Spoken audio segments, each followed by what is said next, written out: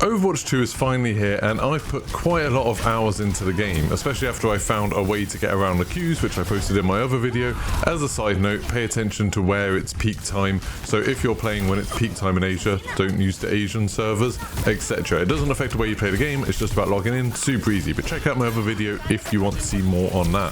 But I wanted to put together a video showing my perspective on Overwatch 2 as someone who played Overwatch 1 quite a lot when it came out, but I never got into like ranked play or anything, and I stopped playing about a year after it came out, so there's plenty of the heroes and maps and stuff like that that I never saw in the first place.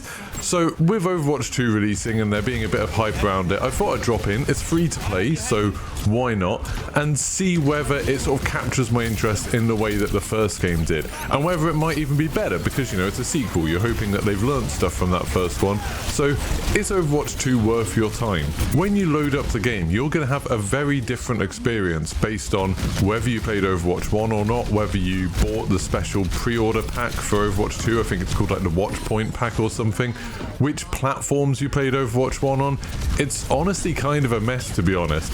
I loaded it up and I seem to just have access to all of the characters from the beginning. I haven't pre-ordered anything, I haven't been given a code or any special treatment from Blizzard or Activision or anything like that. I just loaded it up on my PC, and I had originally played Overwatch 1 on PC and owned Overwatch 1 on PC, and I just had everything in Overwatch 2. I could jump into ranked straight away. It just seemed like, okay, this is quite a generous game with tons of content, but that hasn't been the case for everybody. If you never played Overwatch 1, or you played Overwatch 1 on a different platform to what you're playing on now, then the game is very different for you. It opens up with this mode that's meant to be for new players. Now, there is meant to be a merge accounts feature that is supposed to fix this, so if you played it on Xbox and now you're playing on PC and you've merged your accounts, you should have access to everything. But for some reason, that hasn't worked yet. Maybe it'll be fixed in the coming days, but the new player experience is really, really different.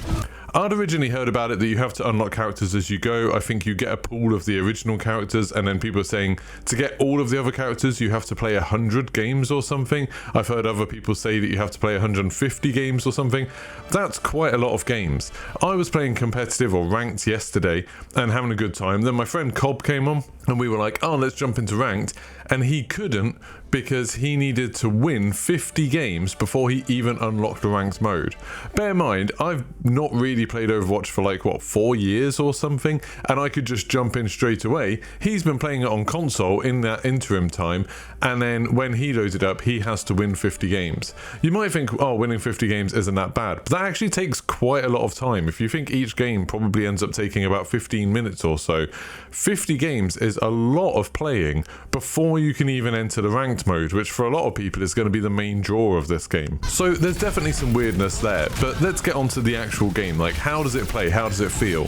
And to be honest, as someone that, again, not a pro at Overwatch, didn't know a huge amount about it, played it a lot of release, but then kind of fell off very quickly, it feels almost exactly like Overwatch 1. And in my head, it looks like Overwatch 1 as well. There are some significant differences in the gameplay, so now it's 5v5 instead of 6v6, and I guess that makes a difference, like it makes it a little bit less chaotic, but to be honest, I haven't noticed that much of a difference. It still plays kind of the same, you know, you're still picking a hero, trying to work out what your team needs, trying to counter heroes on the enemy team, and then you're using your abilities to try and stay alive and complete the objective and get kills. All of that stuff is basically the same, and it doesn't help that most of the heroes play exactly the same. Before this came out, I'd heard loads of stuff about how they'd rebalanced a bunch of the heroes to get away from some meta that apparently Overwatch 1 had towards the end of it. I think the IGN UK podcast talked about the idea that everyone was using shields and loads of tanks, and that meant it wasn't really much fun to play, because essentially you were just trying to chip your way through loads of shields to win the game. I never saw that meta, so to me, Overwatch 2 just kind of feels like it's playing exactly like Overwatch 1 did, just with more characters. So there's more options, there's more different things to think about, more different things to learn. It also doesn't help that all of the maps seem super similar. So there's a weird mix of Overwatch 1 maps and there's some new maps, but the new maps kind of fit in so well with the Overwatch 1 stuff that it's kind of hard to tell which ones are the new ones, especially again if you haven't played it for a long time. If anything, it's a little bit annoying that some of the best maps from Overwatch 1, or some of the maps that I really liked, don't seem to be in Overwatch 2. So it doesn't feel like, oh, you're getting everything from Overwatch 1 and then you're getting extra stuff. Instead, it just feels like you're getting a weird mishmash of stuff that you remember and stuff that might be new, but all of it feels the same.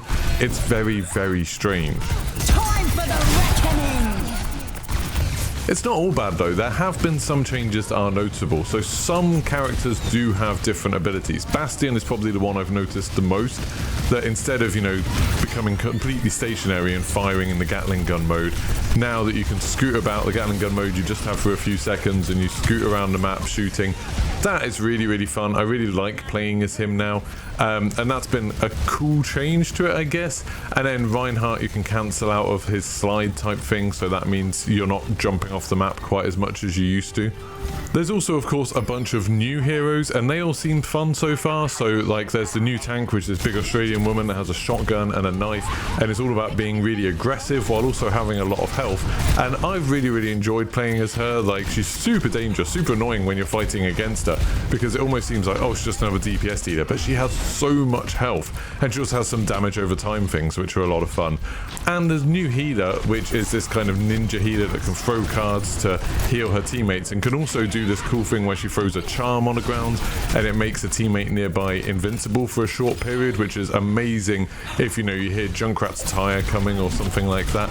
And she can even teleport to teammates, which is amazing, not just for getting back into the fight a little bit quicker, but for getting out of the fight. There is also another damage dealer. I think it's a woman that's a bit like Soldier 76, but more long range focused. Haven't had a chance to play as her yet, but I have been killed by a bunch, so I'm guessing lots of people are enjoying her just as they kill me.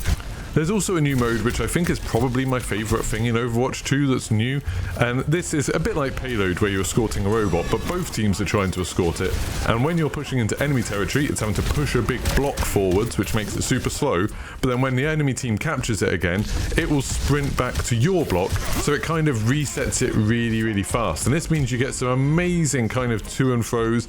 If you manage to wipe the enemy team, you can actually make a lot of progress into their half. I really, really enjoy that. It's made for some really close games. That is super fun and a good addition.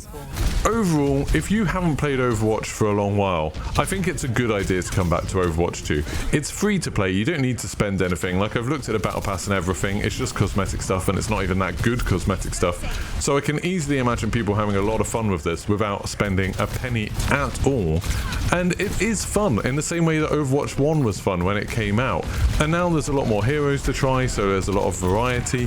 There's a bunch of different modes that you can try. They do a really cool thing, which I don't think I've seen in a game before, or at least not for a long while, where when you're searching for a game, when you're trying to matchmake for a game, you can hop into like a little deathmatch or something against other real players who are waiting for games and just try out heroes and stuff, which is really cool. I really like that. But yeah, it's got a lot of features that have made it marginally better than Overwatch 1 was in release. But to be honest, I think the main draw of this is just, hey, remember Overwatch 1? It was a lot of fun, wasn't it? Like, why not come back and do some more of that? I can't imagine I'm going to stick with it for very long past when Call of Duty comes out, because, that's my main thing. That's the thing I'm most interested in. But for these few weeks before October 28th, it's definitely a fun way to pass the time. If you enjoyed this video, don't forget to like and subscribe, and I'll see you for the next one. Goodbye.